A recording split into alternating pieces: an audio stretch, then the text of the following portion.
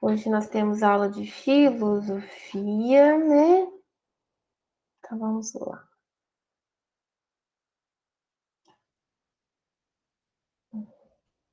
Detalhe, né? Eu tô colocando para apresentar a tela sem dividir a tela com vocês. Parabéns de mim. Gente, qualquer dúvida que vocês tiverem, qualquer comentário, é só vocês falarem que a gente para a gente ir conversando.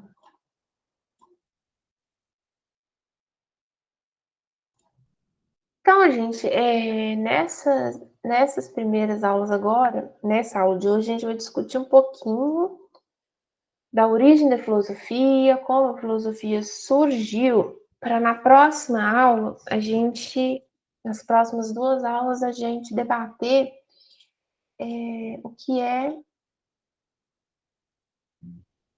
Gente, olha, eu neguei, pô, o que é educação. Pô, deu errado. Pô, vai pedir para entrar de novo. Para a gente poder discutir nas próximas aulas o que é educação. Depois eu vou já até postar no Siga, devo postar hoje ou amanhã para vocês.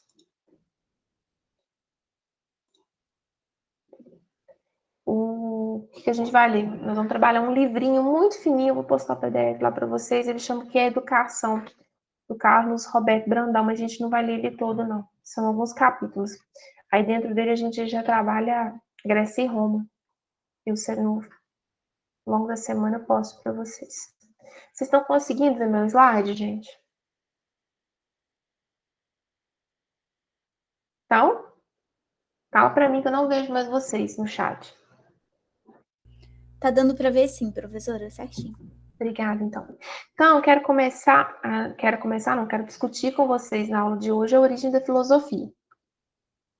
A palavra filosofia, gente, ela é uma palavra de origem grega que significa amizade pela sabedoria, amor e respeito pela sabedoria.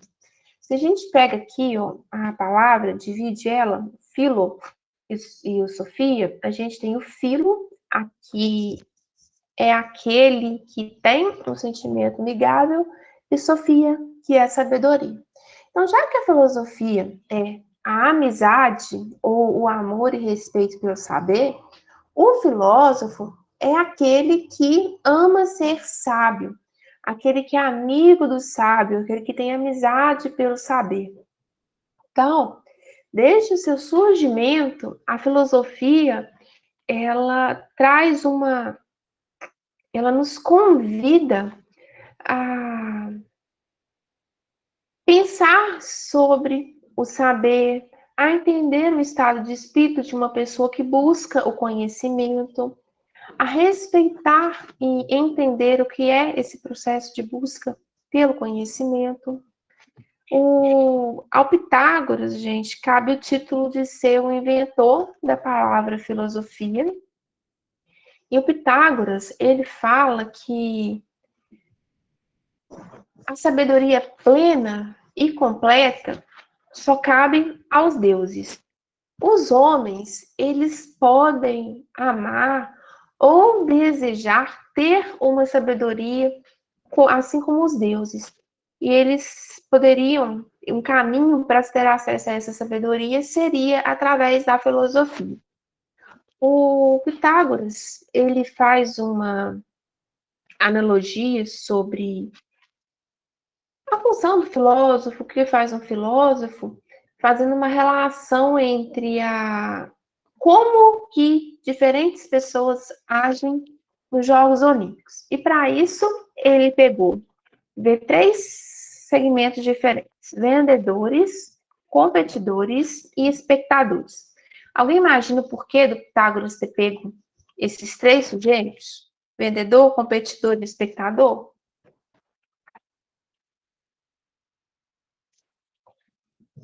Vamos lá pensar. Forma de comportamento? Comportamento. O que um vendedor... Vamos pensar que a gente está num estádio de futebol. O que o vendedor vai fazer no estádio? Ele vai vender o produto dele. Vai vender o produto dele. Propaganda, né? O competidor, o jogador de futebol, o que ele vai fazer? Competir? Ele vai competir. E o telespectador? Vai torcer. Vai torcer e vai para ver. Então, o Pitágoras, ele faz essa seguinte analogia.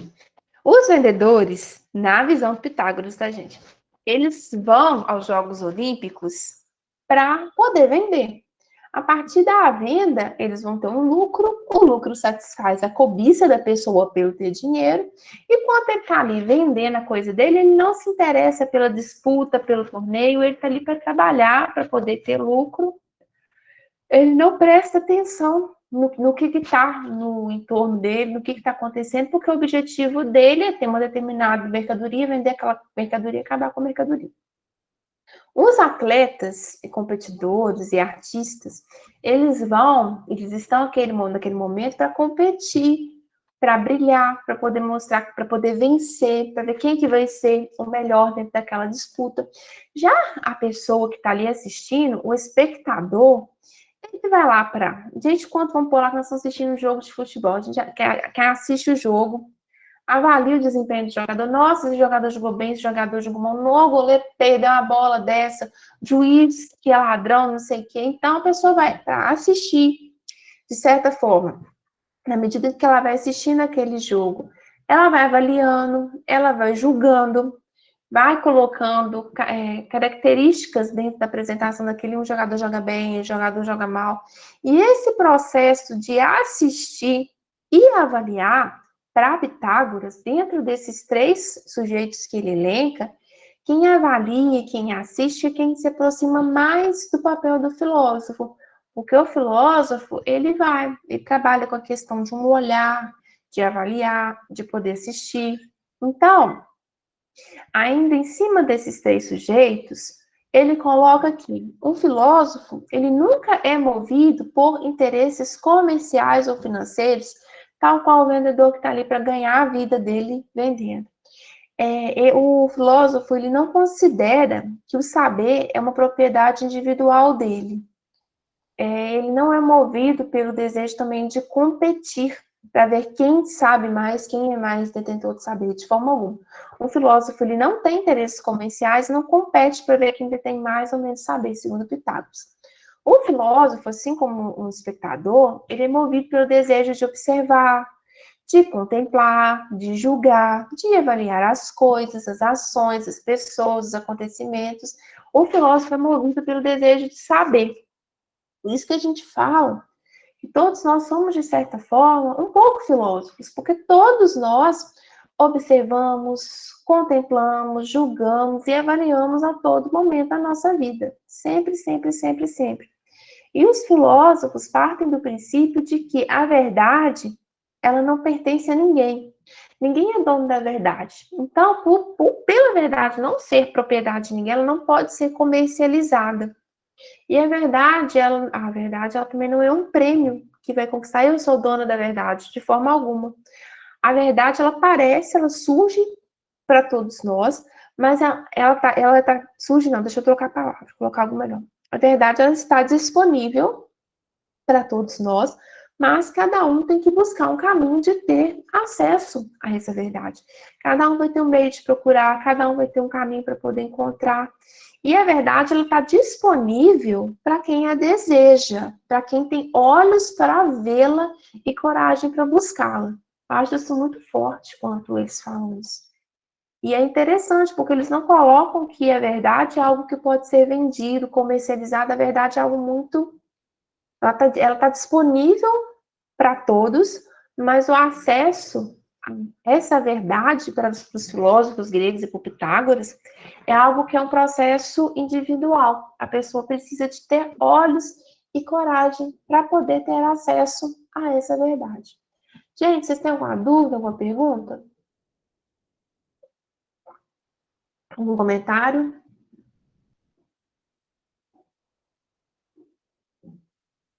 Vamos passar então. Então, gente, a filosofia, como a gente está vendo, ela surge na Grécia, é um pacote de elementos que vão contribuir para que essa filosofia surja e ocorra lá. A primeira coisa é a admiração e o espanto com a realidade. Algumas coisas que aconteciam, que geram O que é comum para a gente, o que é naturalizado, não nos instiga, não nos gera curiosidade. Nós, seres humanos, a gente se admira, a gente se espanta, a gente fica curioso, às vezes com algo que, de certa forma, nos toca, que nos provoca. Algo, às vezes, que a gente não conhece, quer ter interesse de conhecer, algo que a gente não sabe muito, desperta o interesse. Então, esse é o primeiro ponto. Segundo ponto, insatisfação com as explicações dadas pela satisfação, não, gente, pela tradição. Naquele momento na Grécia, tudo o que acontecia, os fenômenos, o surgimento da vida, eram explicados pela vontade dos deuses.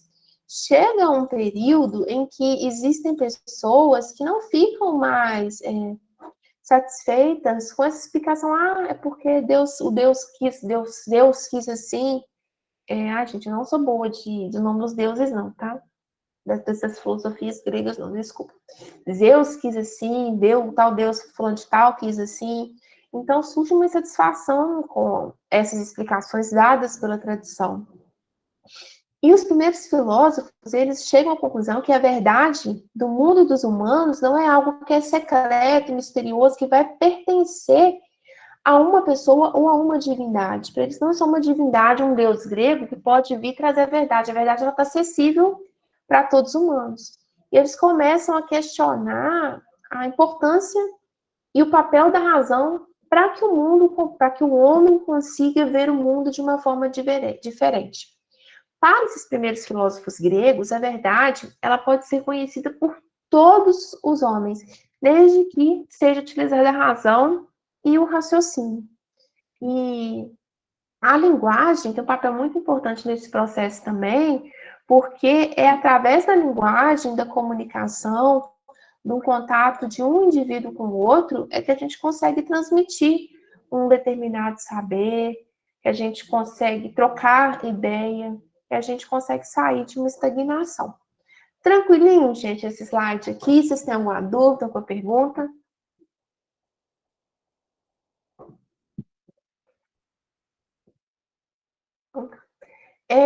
A filosofia, gente, ela é um convite ao uso da razão, ao pensamento racional, ao pensamento lógico.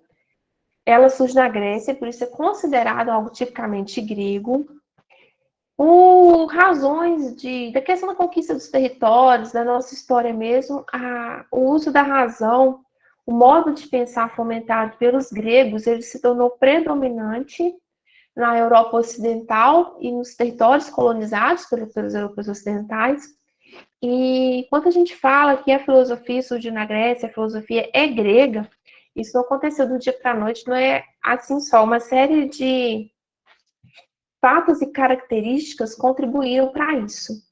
Primeiro, a tendência à racionalidade. Os gregos, eles foram os primeiros povos a definirem o homem como um ser racional, colocar que é essa capacidade de raciocinar, de usar a razão, de pensar, é o que diferencia o homem dos animais. E os gregos também foram pioneiros para considerar que são o pensamento e a linguagem que definem a razão. E é através da razão, dessa nossa capacidade, é que surge o conhecimento verdadeiro. Para os gregos, o conhecimento verdadeiro só vem da razão. Recusa as explicações pré-estabelecidas, ou seja, recusa-se a que alguma coisa seja uma vontade de um determinado Deus, tendência à argumentação e ao debate para oferecer respostas conclusivas às questões, que é os métodos que os gregos utilizaram, ficaram famosos por isso, que a solução ela não deve ser a resposta não deve ser aceita tal qual de primeira.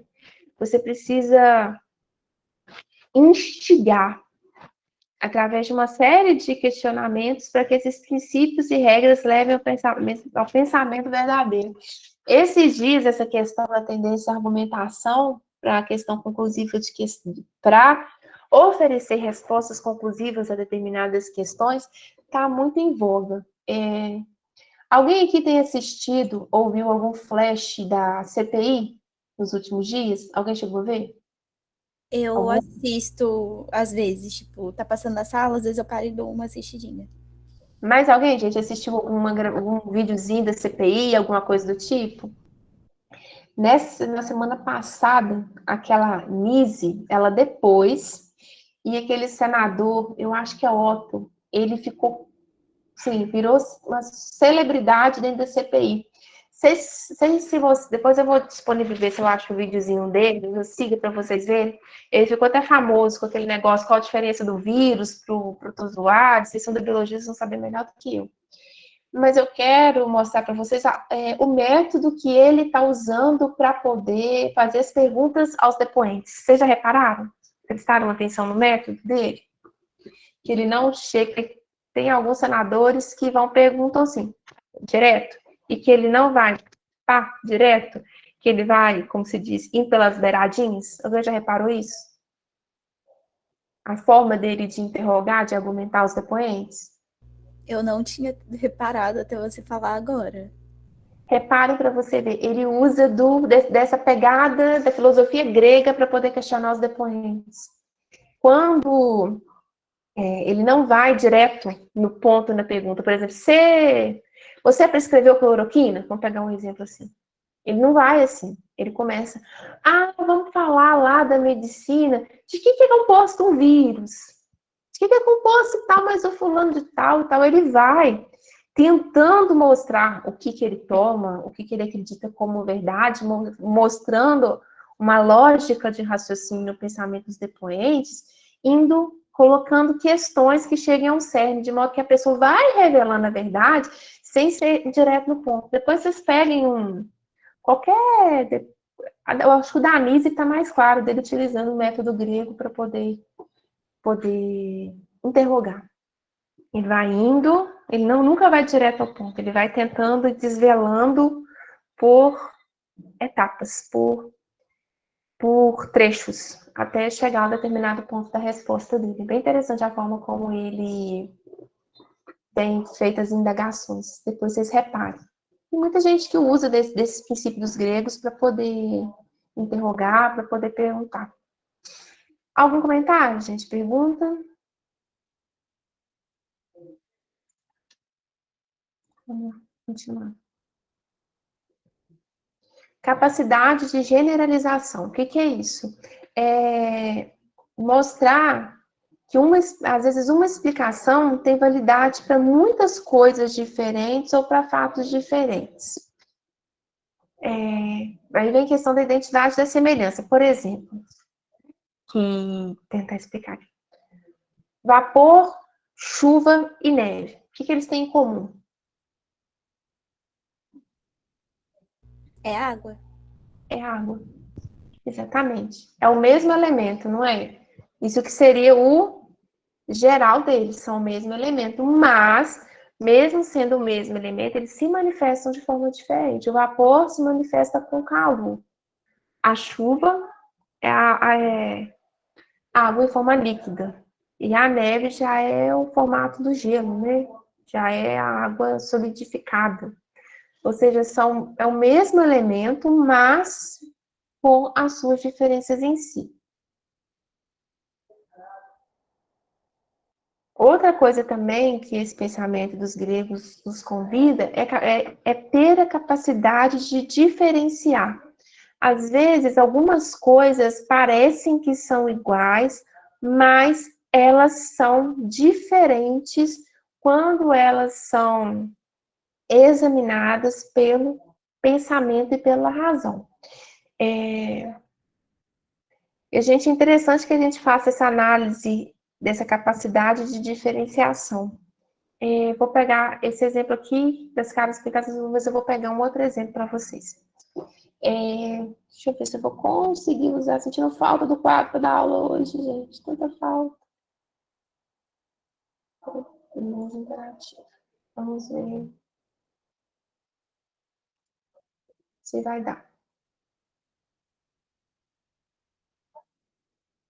Vamos ver. Vocês estão conseguindo ver a lousa que está abrindo?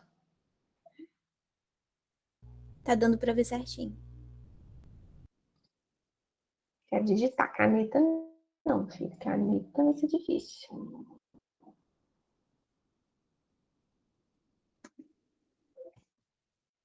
Ó,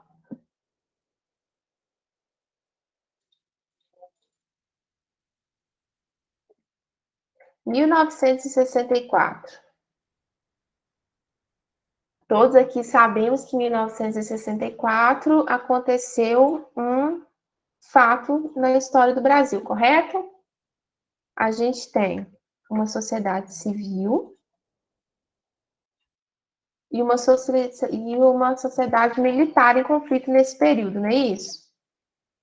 Como que a sociedade civil nomeia o fato ocorrido em 1964?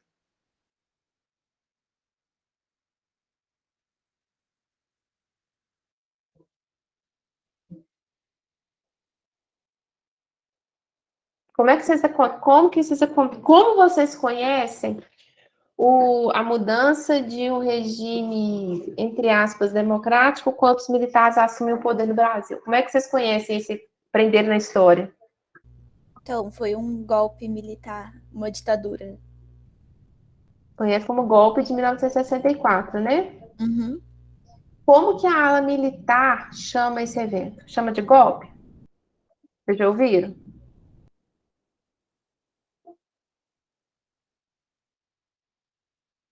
Você não consegue olhar o chat, né, professora? Yasmin falou ali intervenção. Não, não é intervenção, eles usam outro nome. Gente, vocês nunca ouviram? Tem gente até que comemorou em março. Me deu um branco agora.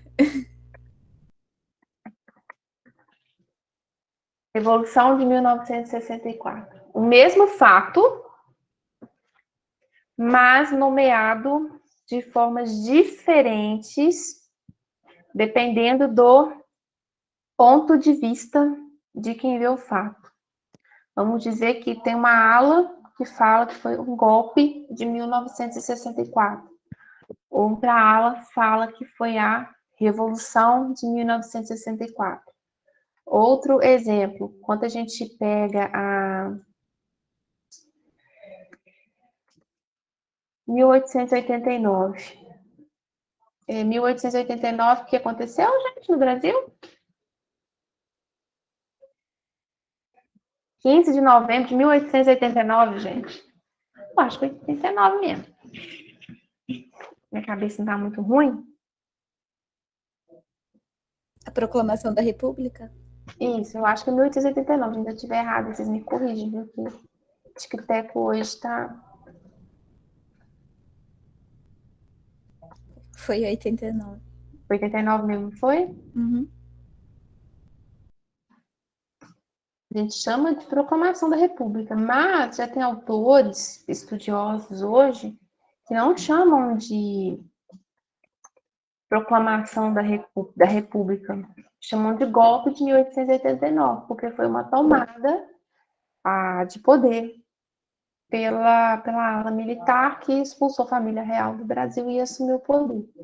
Então, são diferentes, a gente ter a capacidade de diferenciação. Às vezes, uma coisa parece que é igual, mas é diferente quando a gente passa a ter esse olhar, a poder examinar. A ideia de que o conhecimento verdadeiro deve encontrar leis e princípios universais necessários para demonstrar a verdade. Uma ideia, ela não se impõe, mas ela se torna conhecida e compreendida através de argumentos, debates e provas. Gente, isso é tão válido hoje em dia, tão válido, tão válido, tão válido. A gente está em plena pandemia com o debate acerca de usos de vacina, usos de determinados medicamentos, mas como que a gente pode saber se esse medicamento X é legal, se esse medicamento Y é válido? Através de argumentos, através de debates, através de provas. Conhecimento científico, o teste para poder provar e demonstrar que esse conhecimento é verdadeiro ou não. E a natureza, ela segue uma ordem necessária. O que acontece não é por acaso, não é por acidente, porque tem uma ordem, uma organização. A Terra não é a Terra é redonda, a Terra não é plana. Hoje já vejo isso provado, onde já foi à Lua, já tem fotos lá de cima. A gente tem a lei de Newton também. Toda vez que um corpo faz uma força sobre A, o outro corpo faz uma força, movimento. Então, são os princípios que vão contribuindo para o surgimento desse pensamento filosófico.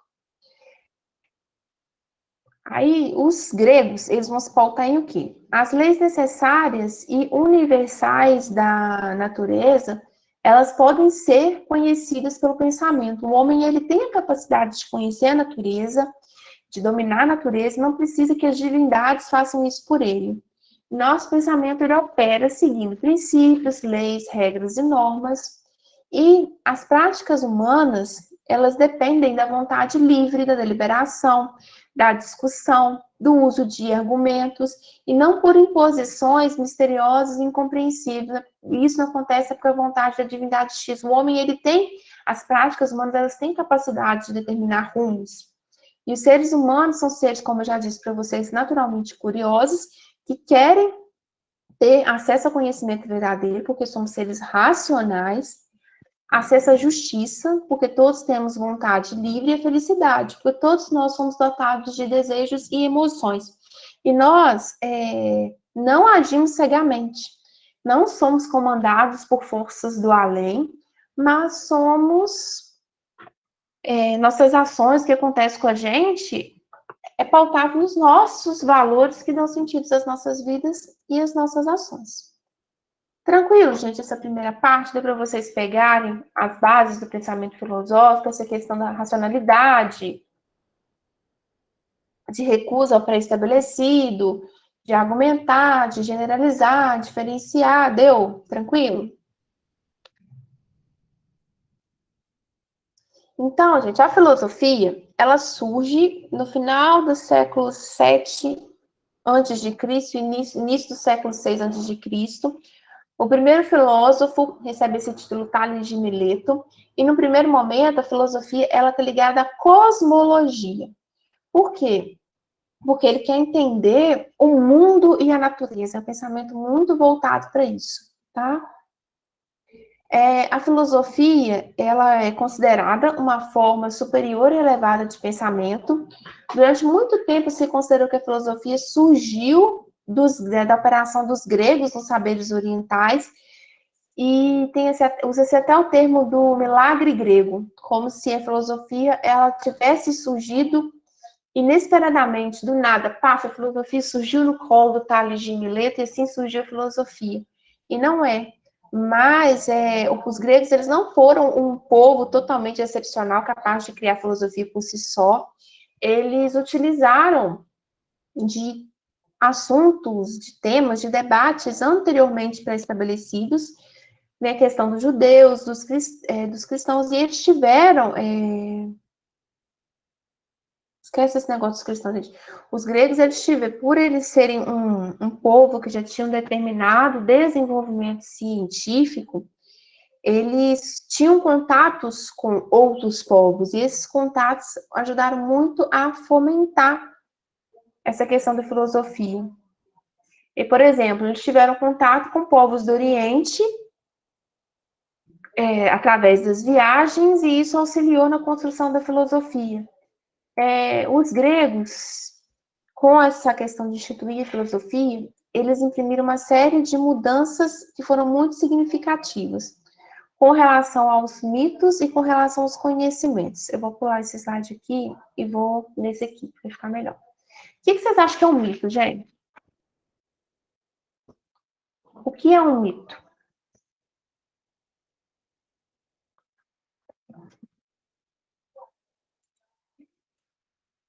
Vou falar que eu vou voltar o chat aqui. O que é um mito? Então, a ideia de mito é ser um ser fantástico, bem, pelo menos eu acho que é uma coisa mais surreal. Uma história que não pode ser provada, mas alguém tem alguma colocação sobre o que seria um mito?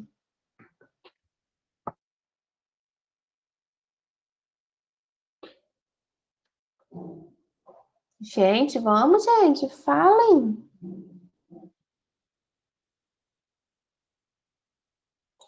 O mito, gente, para a filosofia, A filosofia, ela surge de uma transformação gradual nos mitos. O mito, dentro da filosofia da Grécia, a gente pega a questão da Grécia, é a narrativa que os povos gregos tinham sobre a origem de alguma coisa.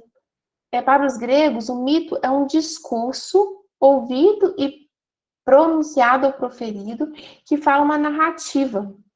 É uma narrativa, os gregos eles tinham determinados sujeitos que eram narradores que tinham autoridade para falar em público e contavam como a vida surgiu, como a coisa surgiu, por que isso aconteceu. E isso que é um mito. O mito ele é narrado pelo poeta Rapsodo, que é um que os gregos tinham como um sujeito que era escolhido pelos deuses.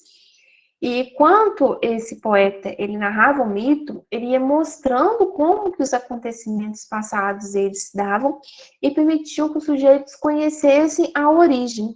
E o mito, dentro da Grécia, ele é considerado sagrado, incontestável e inquestionável.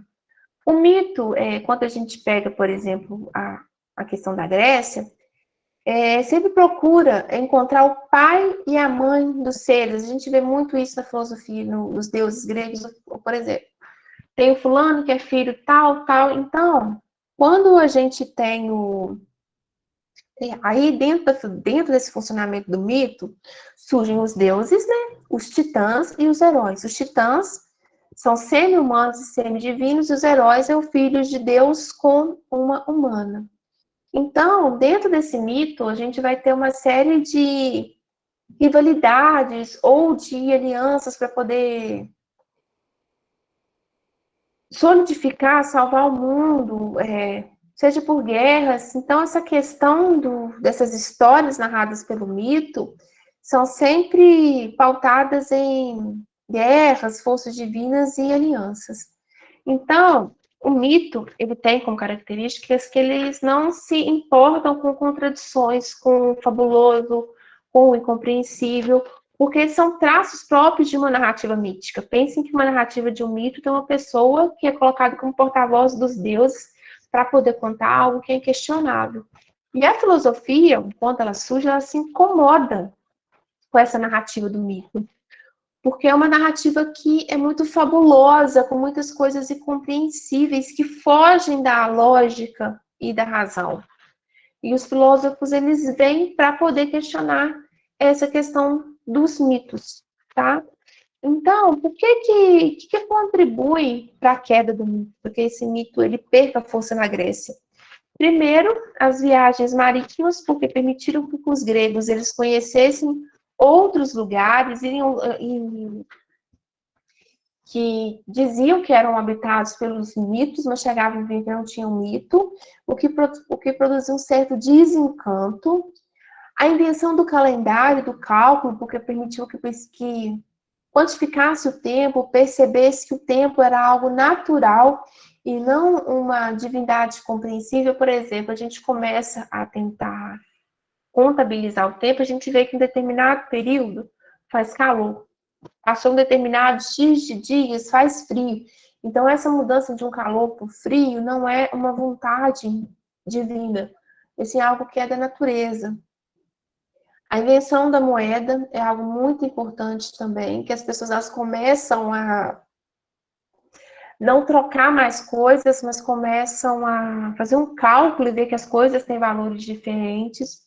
O surgimento da vida humana, da vida humana não, gente, da vida urbana, a invenção da escrita alfabética, que através da escrita começa-se a ter registros mais sistematizados, e de certa forma a escrita é leiga, ela é racional e é utilizada por todos. A invenção da política, a política dos gregos, ela estimula o pensamento e o discurso, eles têm muito de se ir ao espaço público para poder fazer sua exposição de ideias, usa-se a persuasão, a decisão racional, que é um elemento que ajuda na queda desse mito. Então, gente, na aula de hoje, o que eu queria debater com vocês é essa questão do surgimento da filosofia na Grécia, como ela surge, quais elementos que vão contribuindo, e essa questão de existência de mitos que explicavam a realidade, de como que surge uma nova forma de olhar que quer buscar a razão para tentar explicar os fenômenos. Vocês têm alguma dúvida, gente? Alguma pergunta?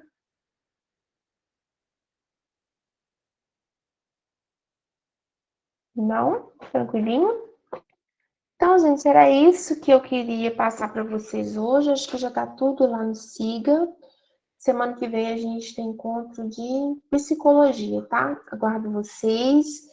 Obrigada pela participação. Boa semana a todos. E qualquer dúvida, eu estou à disposição de vocês. Porque a moeda facilitou a queda do mito? Beleza, deixa eu voltar lá, Yasmin.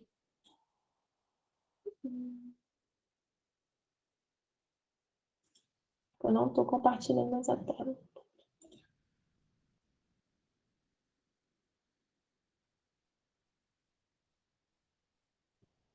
Porque antes de se estabelecer a moeda, as minhas trocas eram feitas por escambo. As pessoas davam faz uma troca, a troca com você um saco de laranja por 2 galinhas, vamos colocar assim.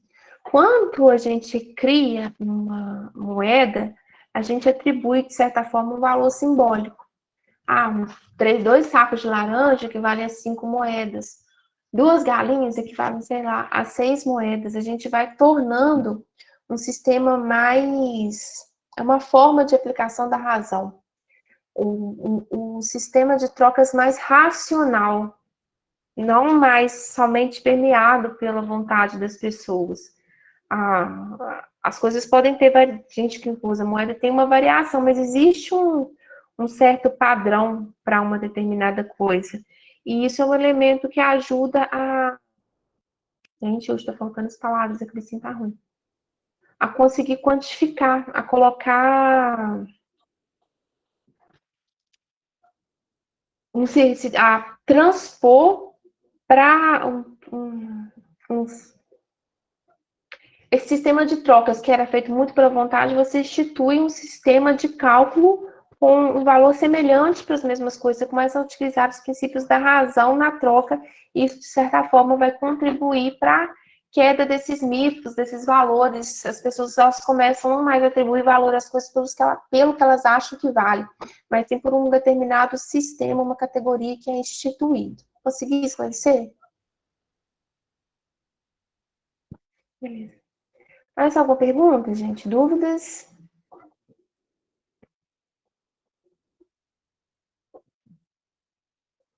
Não? Então tá, gente. Era isso que eu queria conversar com vocês hoje.